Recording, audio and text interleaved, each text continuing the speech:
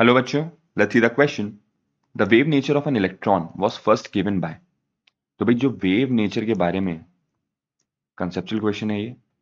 Wave nature of an electron के बारे में जो सबसे पहली बात करी थी वो किसने करी थी? वो बात करी थी आपके डी ब्रोगली साहब ने। ठीक है ना, वो बात करी थी आपके डी ब्रोगली साहब ने।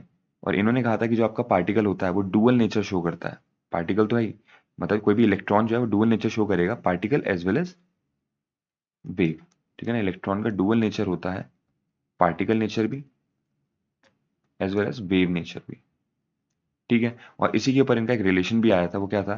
Lambda equals to h upon m into v, जिसको हम लोग प्यार से डी ब्रोगलीज वेवलेंथ भी कहते हैं। ठीक है, तो इसका जो करेक्ट आंसर हो जाएगा वो जाएगा ऑप्शन ए। अगर हम हाइजेनबर्ग की बात करें तो भाई हाइजेनबर्ग साहब ने तो क्या दिया था? Delta x into delta p greater than equal to h upon 4 pi. Heisenberg's uncertainty principal.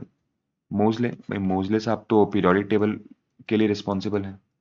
जो हम मॉडर्न पीरियोडिक टेबल पढ़ते हैं वो किसने दी थी? वो मोजले साहब ने दी थी। और सोमरफील्ड, भाई सोमरफील्ड की जो थ्योरी थी उसने बताया था कि न्यूक्लियस के अराउंड जो ऑर्बिट्स होती हैं वो खाली सर्कुलर नहीं होती, वो एलिप्टिकल भी होती हैं। तो उन्होंने अपने ऑर्बिट्स के बारे में हमें थ्योरी दी थी। तो वेव नेचर के बारे में किसने दी थी? वो थी हमारा de Broglie. I hope this answered your question. Thank you and all the very best.